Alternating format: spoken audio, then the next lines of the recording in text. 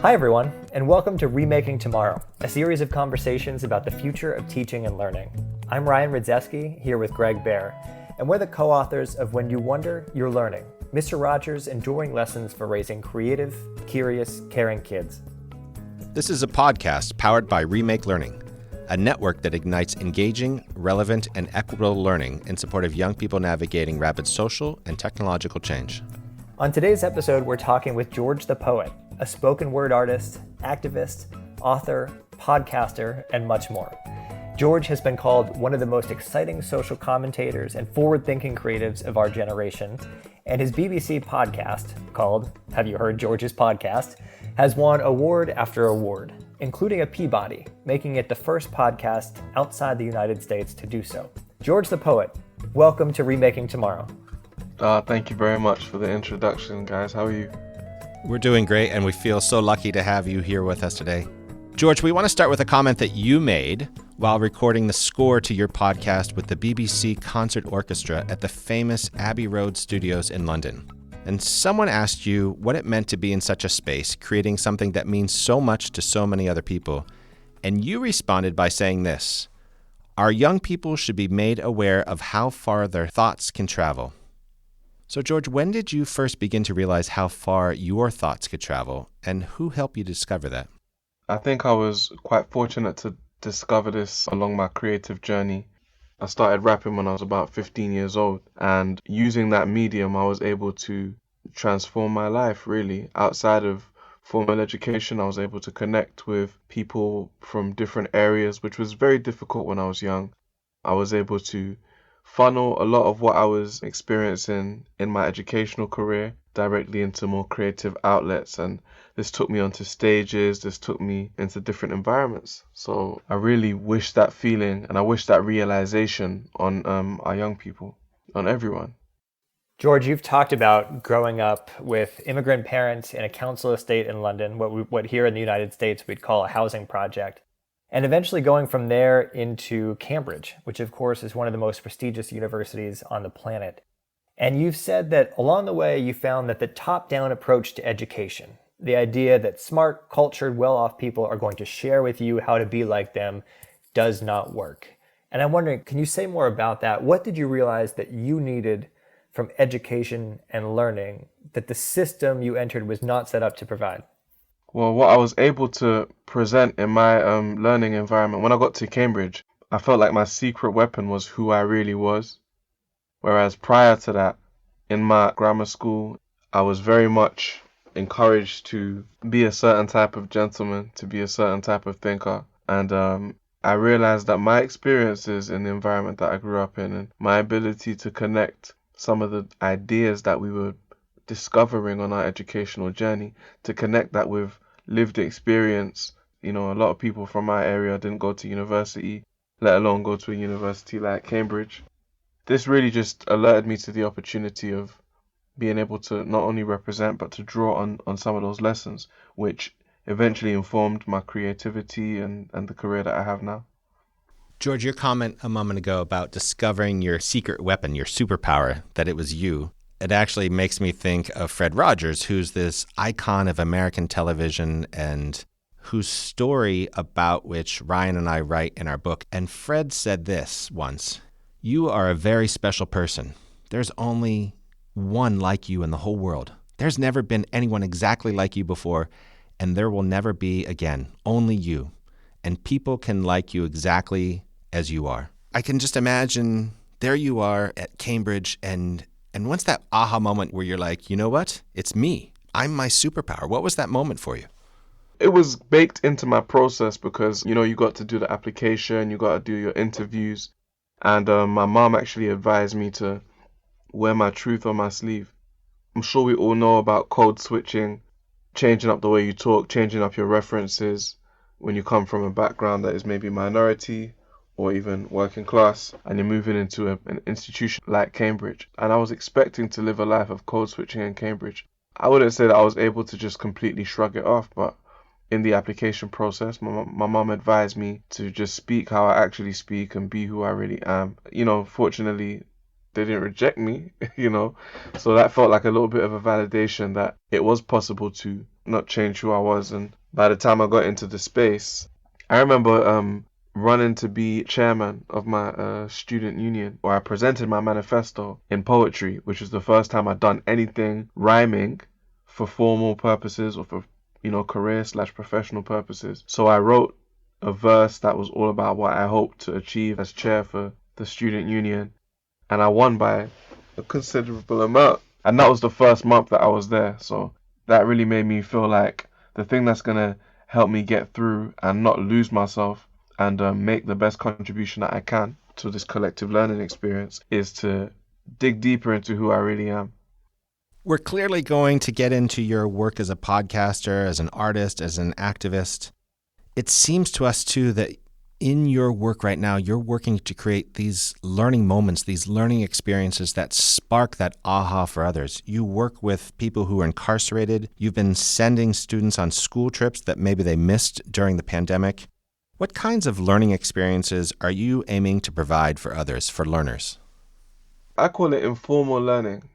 I really want people to not feel like you have to be in a particular building or think a certain way or talk a certain way in order to have an enriching educational experience or even an educational praxis, an educational lifestyle. I want to open my listeners' minds to the possibility that you're probably learning right now, or you're being taught all the time, but what you learn is something that you can have a more active role in. So really, I just want to, just break down some of those mental barriers, them social barriers that make us feel like learning is for school or is for education. And if I don't have a top-down organization telling me what my learning priority should be, then what I'm learning might not be as valuable. That's a myth.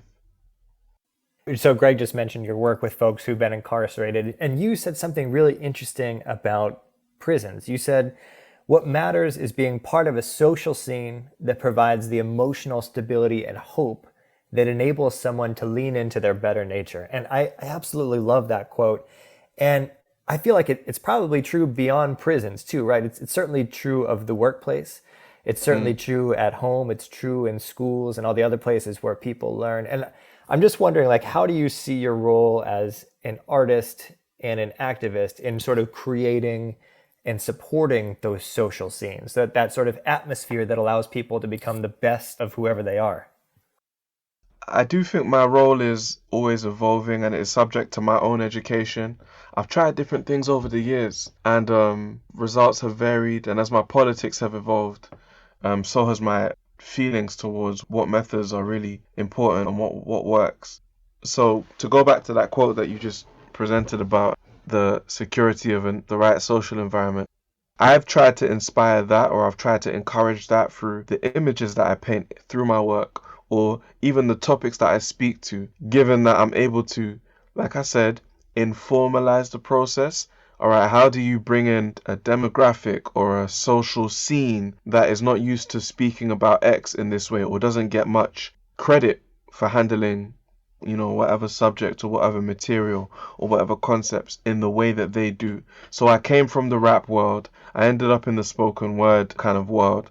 What I find is that in rap, spoken word, all these forms of creativity, black creativity, which I came from, people are really pushing the envelope in terms of educational approaches, pedagogical practices within their work.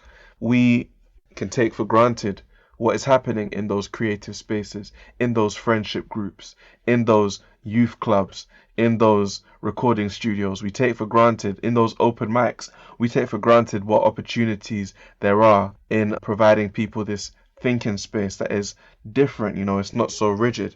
So I really wanted to enrich people's imagination on what that thinking space could be. That's why I approach my podcast and my poetry in the way that I do. But I really also feel a responsibility to advocate for justice, advocate against the injustices that prevent a lot of people being able to find that social security.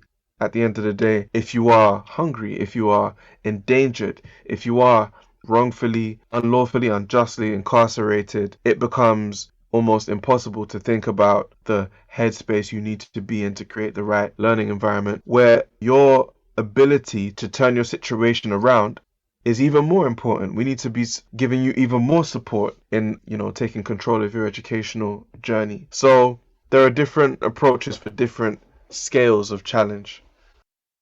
This is Greg Bear. I'm here along with Ryan Rudzeski, and we're talking with George the Poet, a spoken word artist, activist, author, and podcaster. George, your podcast is called Have You Heard George's Podcast? And maybe its most defining feature is that folks who review it all say this: well, we don't know how to define it. It mixes music and memoir, sometimes fiction, sometimes interview clips and the voices of other people, and much of it in rhymes. You dive into issues of race, music, love, history, migration, and diaspora, to say just a few. So, George, how does George define George's podcast? Well, I usually lead with a descriptor. I say it's an audio series. And I think that's more helpful because podcast is very much a formatted thing in people's minds. It's like what we're doing now. And my podcast, sometimes it encompasses recorded conversation. In fact, most of the time, it's a more scripted experience which uses my poetry to walk through subjects as big as the direction of African politics or the commercialization of Black culture. But this is what I'm saying about just trying to make a learning experience that is informal, it's fun, and it's immersive, and you don't feel like you're having to suit up to go to school. You're just literally chilling, hearing some interesting thoughts.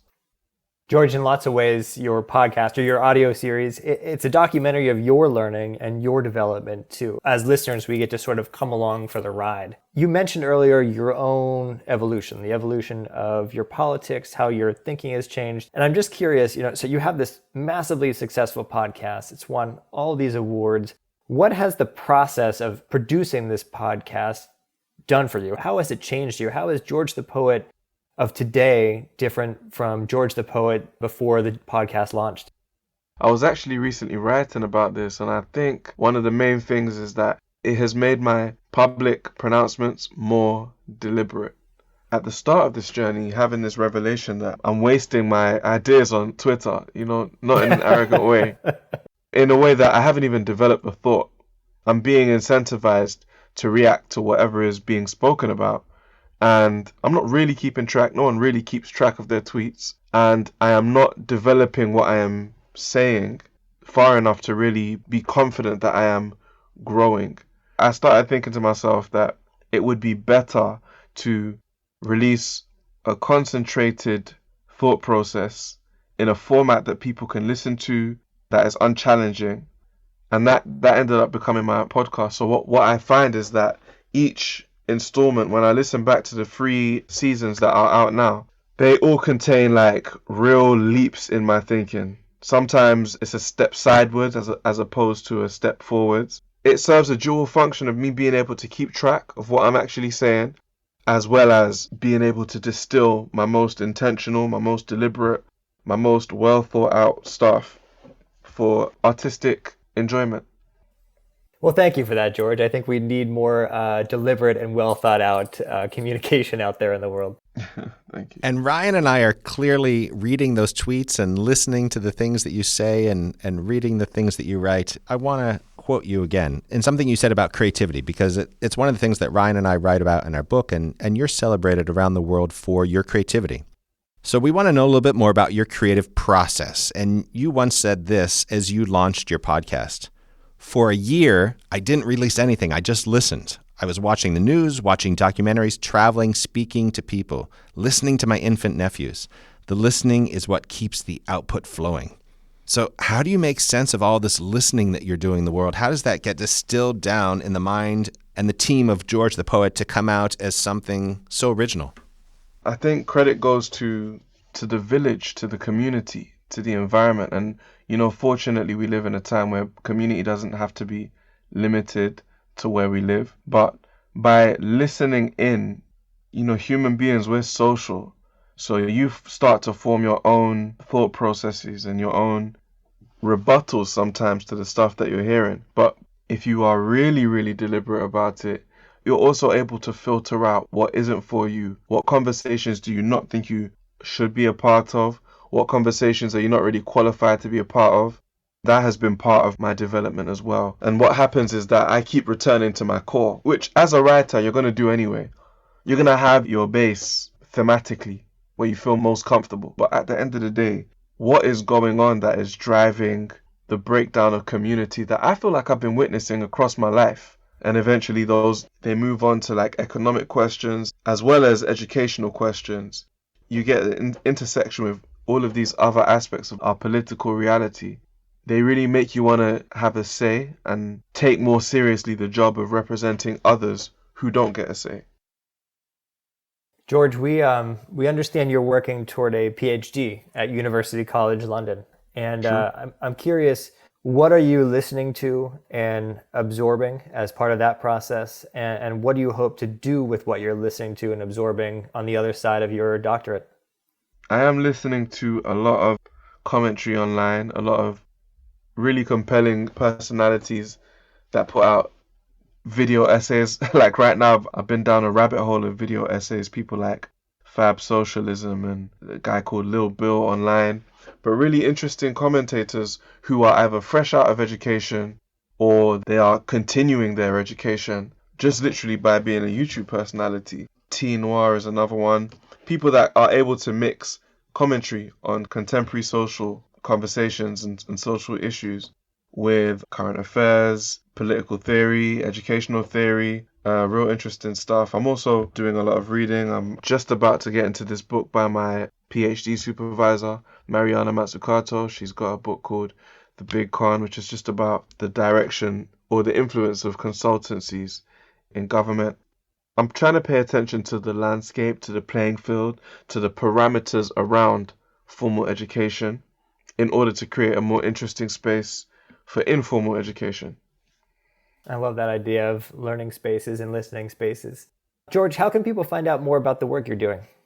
You can keep up with me online at George the Poet on everything, and also keep an eye out for a couple things. I have been part of a poetry anthology that will be released in summer with Penguin Random House, and I have my own really serious book of just pure thoughts, zero poetry, theory, reflections, etc. Just things that I've learned. That's going to be coming in autumn. And there will be another chapter of my podcast towards the end of the year. George, my friend, before we go, we have just one more question for you. And feel free to use rhyme if you'd like to. You don't have to. What's one thing that families and educators can do today to make tomorrow a more promising place for every learner? Treat a young learner in your life as if their life is worth studying. It changes everything. Treat that young learner like education is not something that happens outside of them. Treat them like it is the expectation of their journey, because the minute you are here, you are worth understanding. Your history was worth understanding. Your role, your potential, it's worth seriously studying. They should feel like they are surrounded by people who are invested in that inquiry. George, thank you so much. Thanks again to George the Poet, a spoken word artist and the host of Have You Heard, George's podcast, with another chapter coming soon. Remaking Tomorrow is powered by Remake Learning. Learn more at remakelearning.org.